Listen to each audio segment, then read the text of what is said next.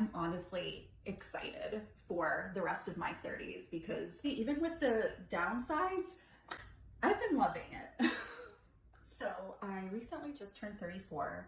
And so I've been in my 30s for a couple of years now, and I've been amazed by the amount of growth that I've seen within myself just over these past couple of years. Like, I feel like I've grown so much in a short span of time compared to like all of my 20s.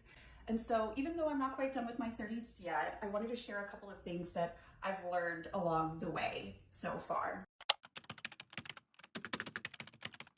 To stop living by expectations or rules of where you need to be in life or how you need to look.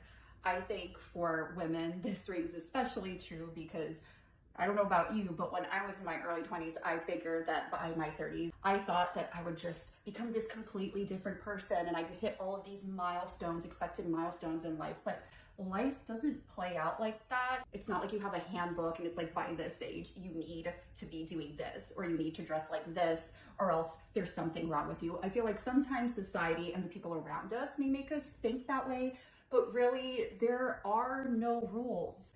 Live your life the way you see fit. This applied a lot to me in terms of how I dress. Like, I feel like I've been so much more confident in the clothes that I wear and just wearing whatever I love compared to when I was in my 20s, because I felt like I had to dress a certain way or I would care about what people would think of me. Like, is this too much? If anybody thinks that I shouldn't be dressing a certain way, or I should have a baby by now, or I should own my own home by now, that's them, that's their perception, that's the rules that they want to live by, but I don't necessarily need to accept that as my own reality. So I've definitely learned to disregard any of these expectations or rules that I had built inside of my own head as to what my life needs to look like by a certain point in time.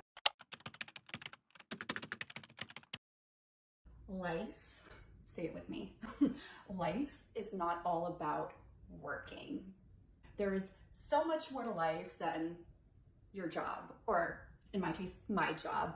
In my early 20s, into my mid 20s, I was burning myself out. I was taking on so many responsibilities. I would be staying at work late. Like, I pretty much put all of my life besides work on the back burner. And I've just learned that boundaries are so important, and that I definitely need that work-life balance, because at the end of the day, the moments that are going to stand out to me the most and that I'm going to remember and that I'm going to cherish are spending time with the people I love, or new adventures and experiences, not like a specific project that I worked on that week. Like, yeah, I may be proud of myself in the moment, but in the grand scheme of things, I realized that for me, time for doing things that I love and being with people that I love are way more important than just working 24/7.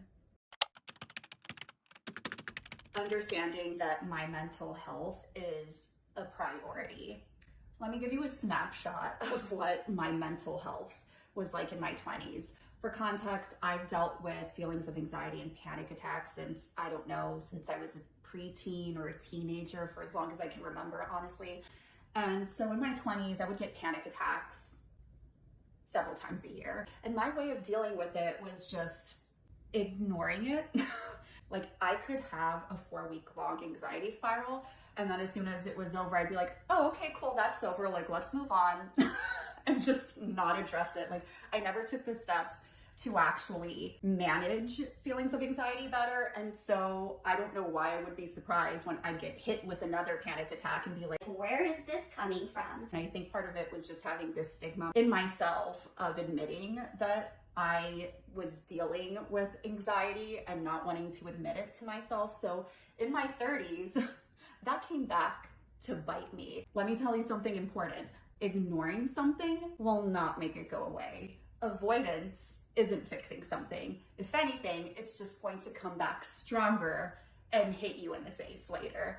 And that's what happened with my anxiety in my 30s. I actually had the worst panic attack that I've had in my life last year, but the difference is that I learned to become curious about it and see, like, okay, something's not working. I need to do something more and figure out what's going on and how to manage this. So I've gone to therapy. I've started listening to my body more. And instead of being scared of it and avoiding it, I've started treating it with curiosity and being like, where is this coming from? Let's examine this a bit. And realizing that, it's okay. Like, there's nothing wrong with you for having anxiety or for feeling depressed. You're not broken. It's just something that you're dealing with. Like, I feel like I've grown so much just from learning to understand where these feelings of anxiety come from and what tools I can use to manage it. Like, anything that is a risk to my mental health needs to be examined thoroughly. Like, I will not sacrifice my mental health anymore for anything or anyone. Taking care of my body. In my 20s, working out was more for aesthetics, and it was more about looking a certain way. And in my 30s, I've learned that taking care of your body is just crucial for me feeling good. It's also good for my mental health to get exercise in. And instead of prioritizing like exercising to look a certain way or to change how my body looks, it's more about just feeling stronger.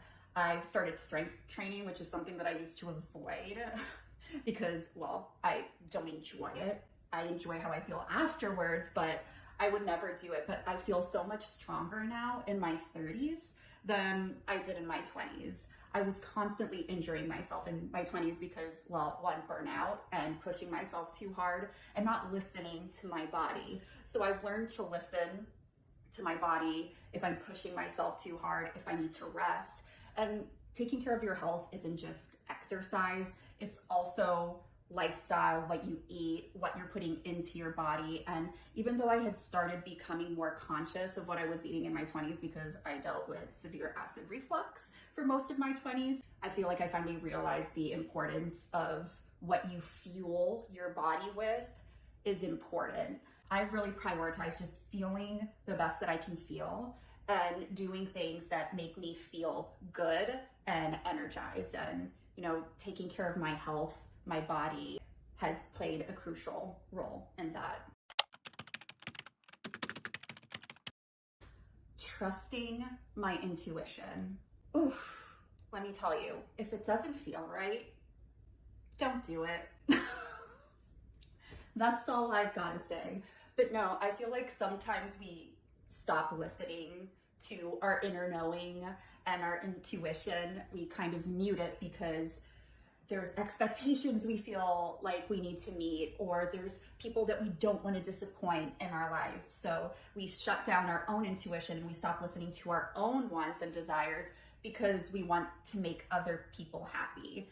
But in the end, if it doesn't make us happy, then what's the point? If something doesn't feel right to me, if it's not aligned with my values or my goals or where I see myself going in life, then I've got to say no. It's helped me kind of like reconnect with myself and my wants, because a lot of times we feel like we have to live up to expectations of others, that somewhere along the line we forget to live life for ourselves, and instead we're just doing it to please other people. So really listening to my intuition has made me feel a lot happier in general, because I know that I'm doing things that are aligned with me and that I'm making the best decision for myself at that given point in time.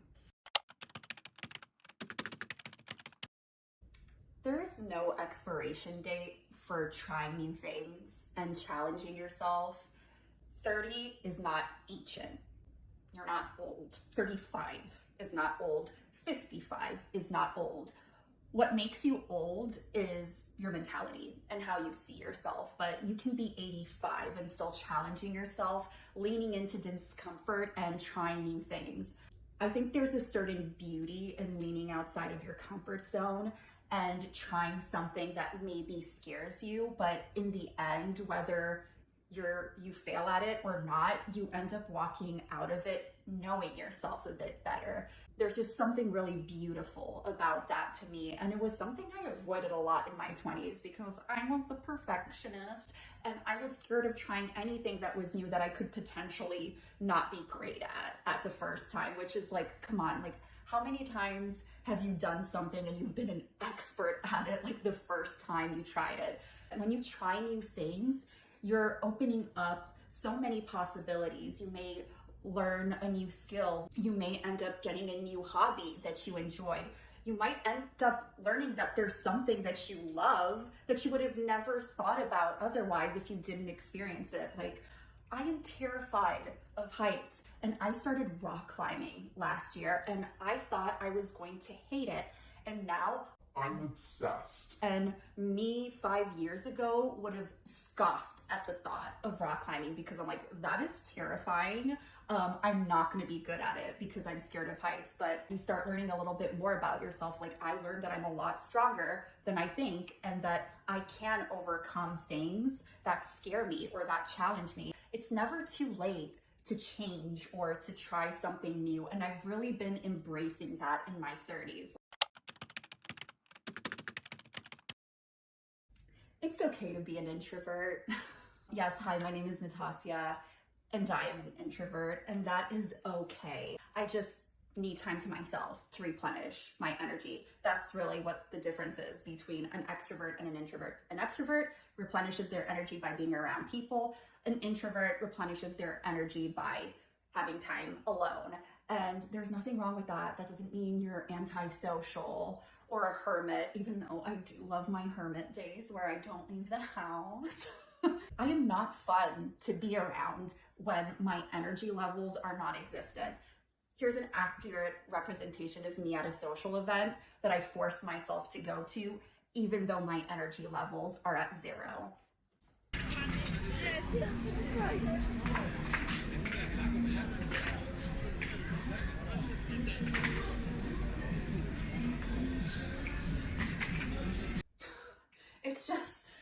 It's just best for everybody if I don't go.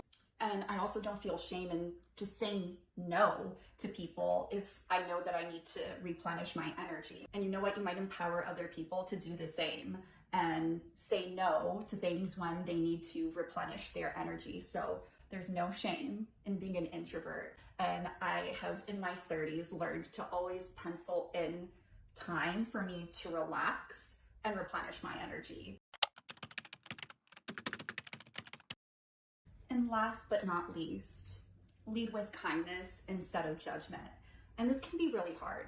I feel like as humans, it's sometimes our default to judge people based off of their actions or something that's said or even what they're wearing. And in my 30s, I've just tried to really be kind to others, even on days when it's not easy, because we have bad days too.